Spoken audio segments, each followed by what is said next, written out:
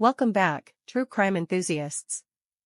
Tonight, we delve into a case that sent shockwaves through a quiet Midwestern town, the Lipstick Killer murders.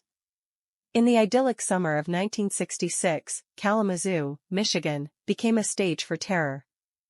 Buckle up as we explore the chilling reign of a killer, the meticulous investigation that followed, and the enduring echo it leaves in the hearts of those forever touched by this tragedy. The sun shone brightly on Kalamazoo in the summer of 1966. Baseball games filled the park with laughter, teenagers cruised Main Street in their hot rods, and a sense of carefree optimism hung in the air. But on a seemingly ordinary July evening, that tranquility shattered. Barbara Hackmann, a young woman with dreams of becoming a teacher, didn't return home from her shift at the local diner. When a worried roommate discovered her apartment door unlocked, an unsettling chill filled the air. Inside, Barbara lay lifeless on the floor, strangled with a silk scarf. The discovery sent shockwaves through the close-knit community. Investigators arrived at the scene, their initial shock replaced by a horrifying detail. In bright red lipstick, scrawled on the bathroom mirror, were three cryptic words, "JF loves you." Confusion and unease rippled through the investigation. Was it a chilling signature left by the killer, a delusional love message gone wrong, or something more sinister? With no signs of forced entry and no apparent struggle, the evidence pointed towards someone Barbara knew. The investigation began, a desperate search for clues in a seemingly ordinary life tragically cut short. Days turned into weeks, and the pressure on the Kalamazoo Police Department intensified. The lack of a clear suspect or motive frustrated investigators. Barbara's life seemed ordinary, a young woman working her way through college with a seemingly uneventful social life. Her family and friends offered little insight into who might have targeted her. The cryptic lipstick message remained a frustrating dead end. Just as the community began to breathe a tentative sigh of relief, fear returned with a vengeance. 6 weeks after Barbara's murder, another young woman, Carol Bundy, was found strangled in her apartment.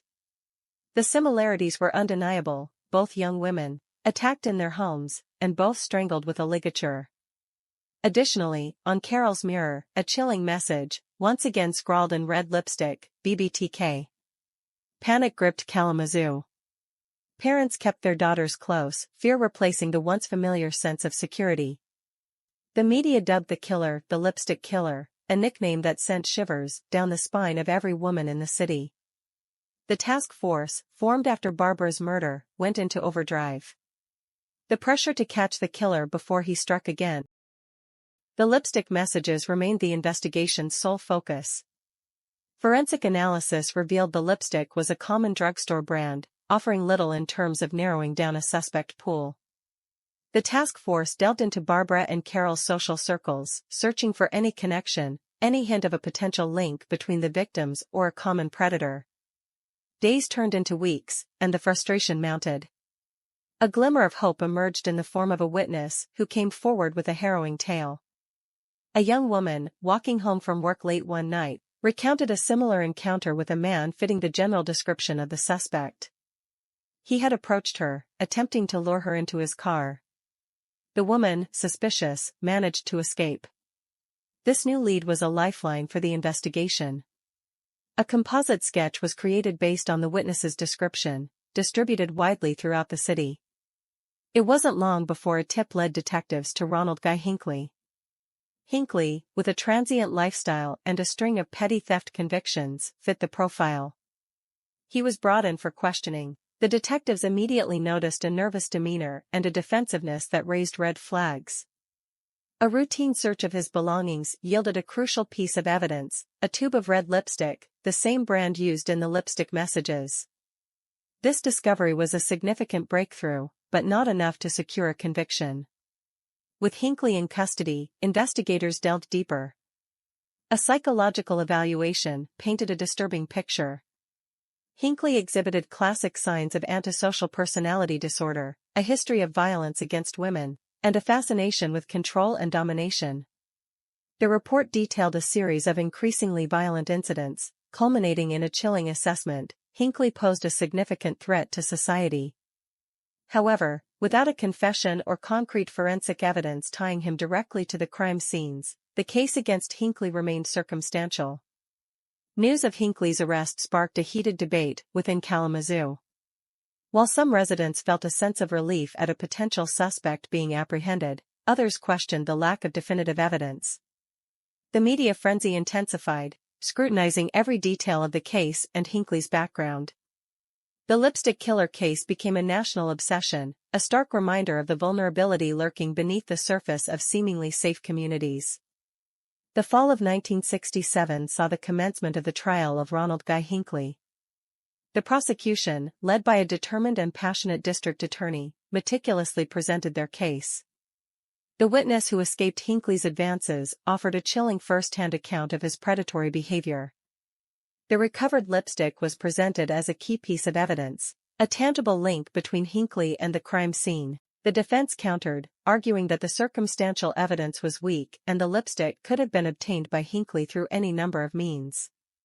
Hinckley himself remained stoic throughout the trial, offering no testimony and revealing little to no emotion.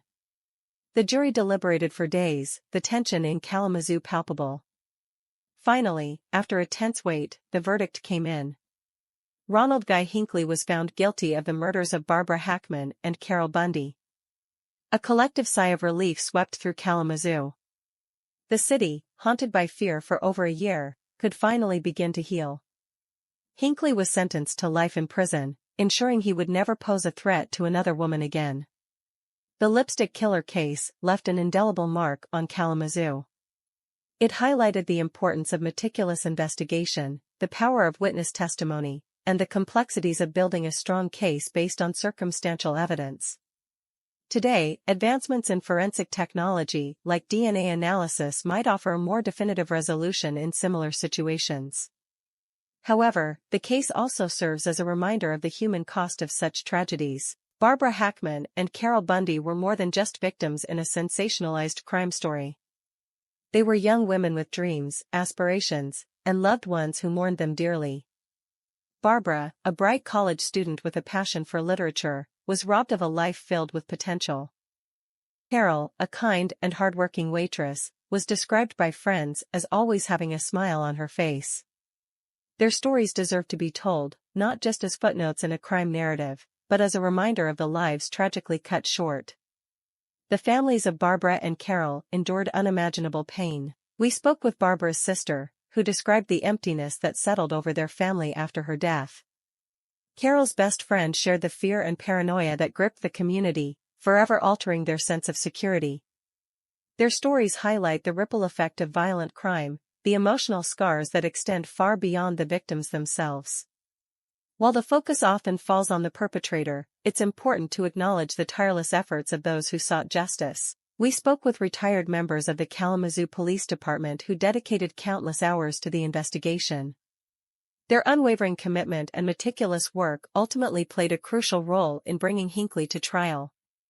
These retired officers recounted the pressure they faced, the long hours spent poring over evidence, and the emotional toll the case took on them.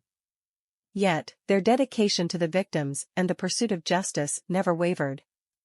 Their stories remind us of the unwavering commitment of law enforcement in the face of horrific crimes. The lipstick killer case not only exposed vulnerabilities in the Kalamazoo community, but also highlighted advancements in investigative techniques. The use of psychological profiling, witness interviews, and meticulous crime scene analysis, though still in its early stages in the 1960s, paved the way for more sophisticated investigative methods used today.